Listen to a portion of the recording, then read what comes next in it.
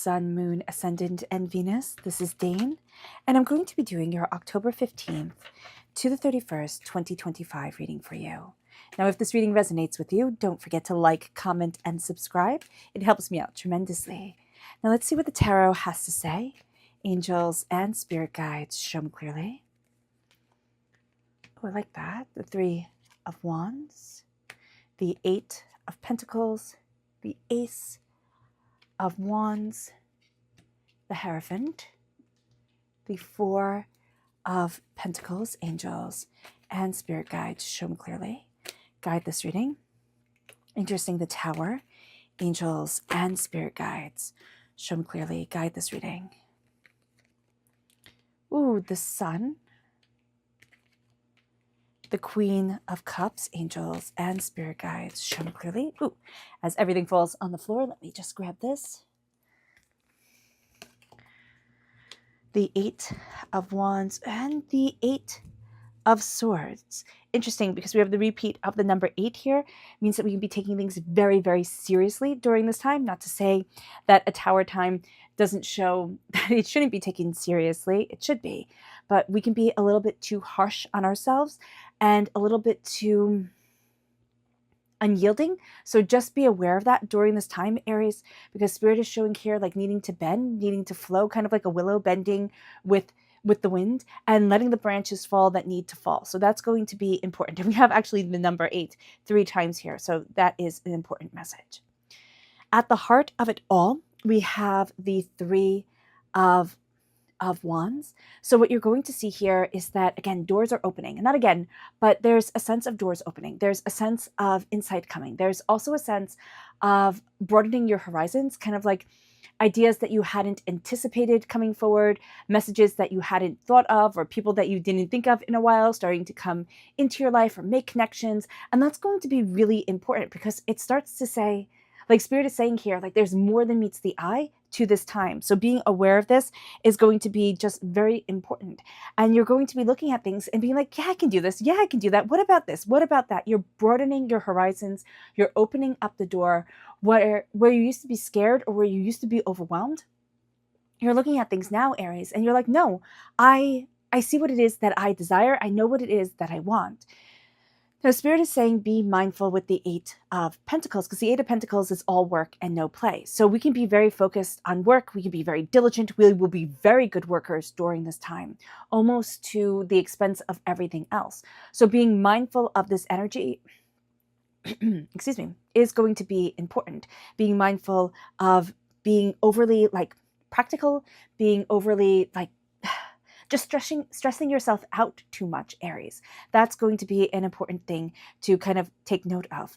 Now you have the Ace of Wands here, and I love this energy for you because it's coming forward and it's a gift from God, Source, Spirit, however you see the divine, the universe. It's a gift of passion. It's a gift of creativity. It's a gift of fire, tenacity, determination, and you are just, you're having this energy come to you, and it's a really creative time. It's a beautiful time. And it's a sense of, yes, I can, instead of no, I can't. So the doors are opening in a miraculous way. Now, do you know this, or do you see this fully for yourself? Not really. You can look at things and, again, being so practical or so in the moment that certain gifts pass you by. That's why Spirit is saying here, lighten up. Let yourself express. Like, it is okay not to be the best, even though you'd really want to be the best during this time. Also be aware that, Mercury moves into Mars, right? You're ruled by Mars here, Aries. And that's on the 20th of October. And so you can be a little bit more blunt, a little bit more to the point of things. And that's going to be important for you. You want to get to the heart of the matter. You don't want all this nonsense, all this fluff around you. So be aware of that. You're kind of get to the point. I want things that have answers. I want to look at truths here. That's going to be an important thing. And also the new moon enters into Libra on the 21st. So that's bringing more balance into the energy here. On the 22nd, we have Neptune leaving Aries. All right. And this is important because this is the final time that Neptune will be in Pluto in a 165-year cycle. And so here, what we're going to see is a time of recalibrating what we've started in July of this year and really grounding ourselves and centering ourselves and saying what it is that we want and saying what it is that we're looking for. And so here with the Hierophant, it's like we set the rules. It's kind of like we were the teacher. We set the rules. And now we're going to be looking at things and be like, are those the rules that I want? Is this the game that I want to be playing? What is it that I'm looking for? What is it that I desire? Where is it that I want to be? So things are going to become clear in your mind. And especially around the 22nd of October, you're going to be looking at certain things and saying, you know what, that doesn't fit. I don't want that. I'm not going to be bothered with that nonsense right now. And that's going to be very important. It's also going to be very liberating. It moves us then to the Four of Pentacles, which is our strength. And our strength is going to be guarding ourselves, guarding our solar plexus, guarding our mind and our thoughts, but we could be a little bit too guarded. So being aware of that, we can also find it like, we can also move into a little bit of a secret mode. And this is also because on the 23rd of October, the sun moves into Scorpio. So we can be looking at things and being like, I don't know if I want to tell people this, or I don't know if I want to connect in this way, or just being a little bit more secretive. And it's just that Scorpio energy coming forward. We're both ruled by Mars, right? Scorpio, before Pluto was discovered, was ruled by Mars. And I think it fits really well because Aries, though we are like the what is it? I always see Aries as the general, the soldier, the person that you see, the person who will be like right to your face, say what you think type of deal, even if you have trouble with that. That's more your personality, right? But Scorpio is more the ninja, the spy, type of energy that it's like, no, it's going to be held back. It's going to be, in the shadows. So here, when you're guarding the energy, okay, just know that you'll have a tendency to hold on to things that maybe you should let go of. And you'll have a tendency to kind of like keep things in. And Spirit is saying here, make sure that the flow of energy is still there, that you're not holding on to things that your body, your spirit is like, I don't want this. I don't want this knowledge. I don't want this energy. Because also on the 23rd of October, Mercury conjuncts with Lilith. And Mercury is all about communication. And Lilith is kind of about the things that are taboo, the darker side of human nature, the darker psyche of things. And I find Lilith to be fascinating, but she brings up the shadow side of humanity. So you might find that you're very drawn to true crime. You might be very drawn to the more macabre of things, or things that you're just looking at and you're like, I don't understand it. And instead of letting it go, you're like, I must study it further. So be aware that will affect your energy. Be very mindful of what you are taking in during this time. With the Four of Pentacles, there is also a sense, there's a strength that you have through learning to balance your energy, learning to ground yourself. So a visualization of rooting yourself, Aries, to the earth would be highly beneficial. You will find a lot of power comes from that. Okay. So then we enter into the Tower, which I know you're probably looking at and have been looking at since the card was drawn. And like, no, my near future is not the Tower. It is not going to be this. But what you're going to see is that this is a time of tremendous shift and powerful change. So with the Tower, it doesn't mean bad things are going to be happening. What it means is that the way that you're seeing things, the way that you're moving through the world, it changes. It can change for the better. It can change where things become a little bit more challenging until you get your sea legs type of thing. But an old construction, an old way of seeing things, an old way of doing things is now being released. And you can feel a little bit adrift. You can feel a little bit overwhelmed. You can feel a little bit questioning about things, but you're going to see that you start to rebuild, or you start to see what it is that you truly want. And that can throw away, or not throw away. It's like it can release old ideas that you have had. It can release certain things that you had thought, and you're like, no, this isn't true for me anymore. I set myself free. And that brings us to the advice, and that is the Sun. And I love this for you because the Sun is the happiest card in the whole entire deck. It's prosperity and it's success and it's bounty and it's abundance and it's joy. And you're letting this all in. Now, also on the 26th of October, Mars is conjunct Lilith. Mars rules Aries, as we have stated earlier. And so when it conjuncts Lilith, you can find that there is a more physical, so Mars is drive. It is assertion, it is will, it is action, it is, it can even be anger, right? It is determination, it is focus. Mars is the action side of the zodiac with that beautiful fire energy. Put into Lilith, it can be action against darkness, action against the taboo, or action against things that have held you back, where you're like, no, I'm not doing this anymore. I'm letting the light shine in. And you're going to see that you're letting yourself be radiant, be powerful, be brilliant. And this is the happiest card in the whole entire deck. So I love that it counterbalances the anxiety riddled, tower that can come in. So there is something here where it's a change. It is just simply a change where you have to get your sea legs. You do. And I know have to is a harsh word, but that's really important here, where you need your sea legs, you need your balance, you need your understanding. It brings us then to the Queen of Cups. And that's the energy that's around during this time. Very healing, trying not to get the glare. So do bear with me. The Queen of Cups is all about love. She's all about connection. She's water sign energy, Pisces, Scorpio, Cancer. It is entering into, the Scorpio time frame on the 23rd. So that can be very healing for us. It's also healing around our voice. We might find that we can have a little bit of a proclivity towards a sore throat, or like having to face heartbreaks and pains, and healing around that.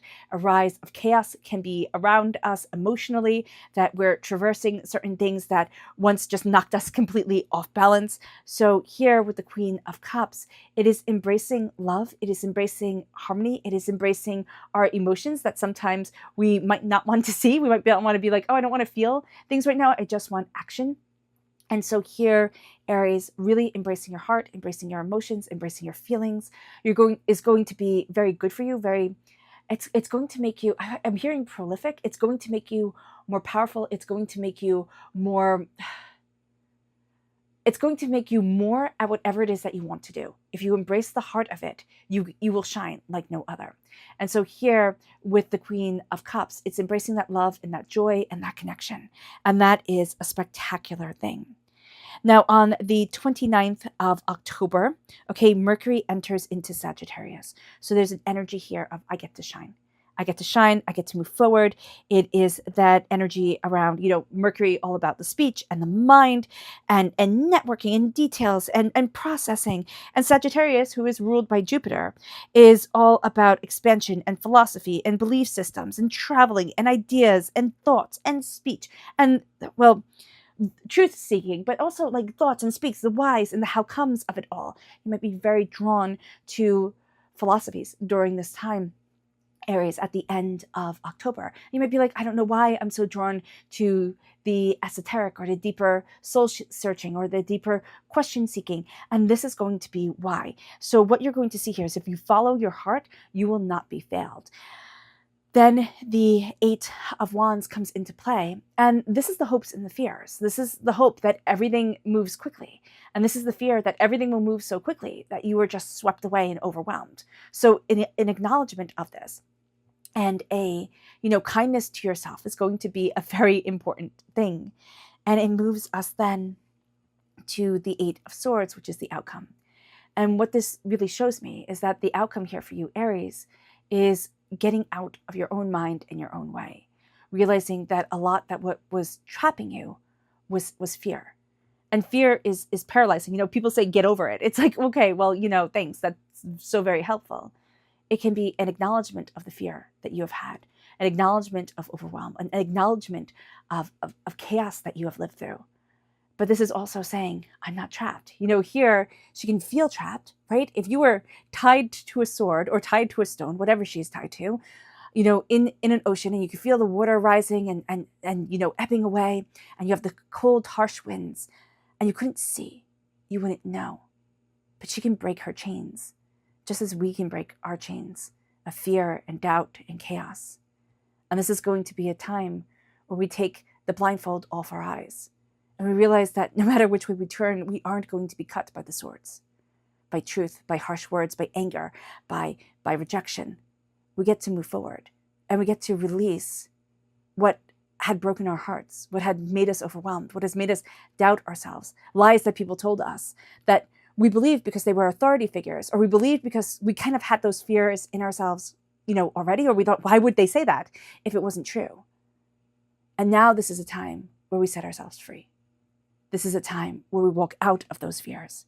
And so in the last half of October, it can feel rather isolating. It can feel rather overwhelming. Here I just kind of glossed over the Hierophant a bit, but the Hierophant is also Taurus energy, okay? Time frame April 20th to May 20th. Just that release, that sense of needing to follow the rules, needing things to be just so. You're going to release that. You've also been truth-seeking yourself. So when Mercury enters into Sagittarius, this is going to feel kind of almost like coming home. The sense of like, oh, this is what I needed to know. This is what I wanted. This is what I'm looking for.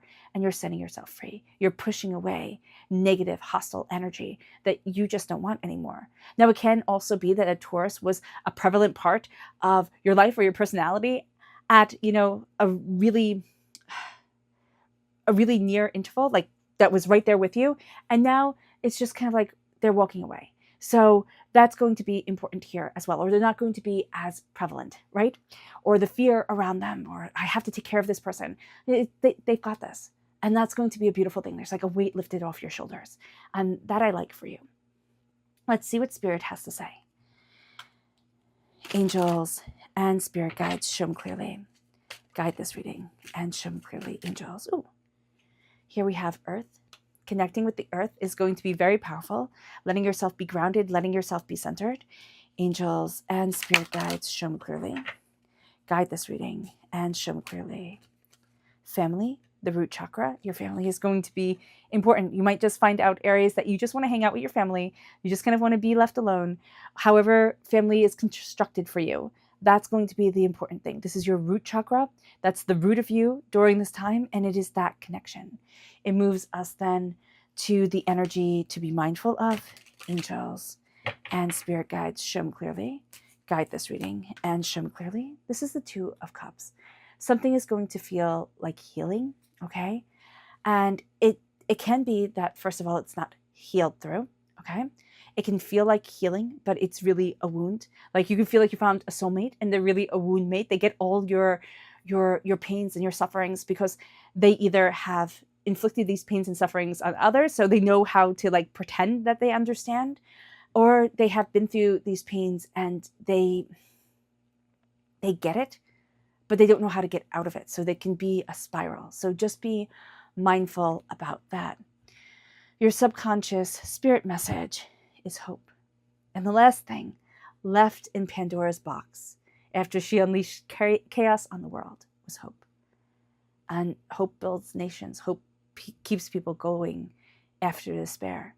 And so here, hope guides you forward in the most spectacular of ways. And you're going to see that you're going to start to like kind of change certain paths or look at things differently, or, open up doors. And you're like, I always wanted to do this. I always hoped I would. You'll hear yourself saying that a lot during the last half of October, Aries. I hoped I would do that, or I always wanted that. It was a hope of mine. Hope plays a big part. It moves us then to the subconscious spirit message, which is grounding, that connecting with the earth that Spirit said earlier. This is sinking your roots in. It's that meditation of feeling yourself grounded to the earth, of letting yourself sway, in the breeze. Didn't we start off this reading? Yes, Spirit usually doesn't let me remember, but with this sense of needing to be a willow to sway in the wind, like letting things fall off, branches fall off that just need to be let go. And you're going to see that you're grounding yourself. And as you ground yourself, you're letting certain things go that you just don't want anymore. And it brings us then to the energy subconsciously to be mindful of. And there's a fear in moving forward. There's a fear in opening up the doors to where it is that you truly want to be. And so during this time with the Six of Swords, know that you have enough knowledge. There's something here where like, I just have to work harder towards it. I just have to work harder towards it. And Spirit's like, don't work harder, work smarter. Stop underestimating yourself and let yourself shine. Let yourself see your power and your authority. And know that you don't see everything, and that is okay. Like certain things are going to be obscured from you during this time, and that is okay. Like you've got this. It moves us then to the subconscious, spirit message, which is the Seven of Wands. And the Seven of Wands is the realization that I can't fight every battle. right? I just can't. And that's what you're going to be saying to yourself, Aries. I can't fight every battle. I can't do that. And as you stand your ground for what you want, you're going to see that you set yourself free for where you need to be. And that starts opening you up for more. You stand up for what you believe in, but you don't need to fight every battle. And, and there's a sense of relief in that. All right. All right, Aries. I hope this reading has resonated with you. I wish you nothing but light, love, peace, and happiness. May harmony always be with you. I am sending loving, healing energy to each and every one of you. I love you all, and stay safe. Have a blessed end of October and a happy Halloween. Bye.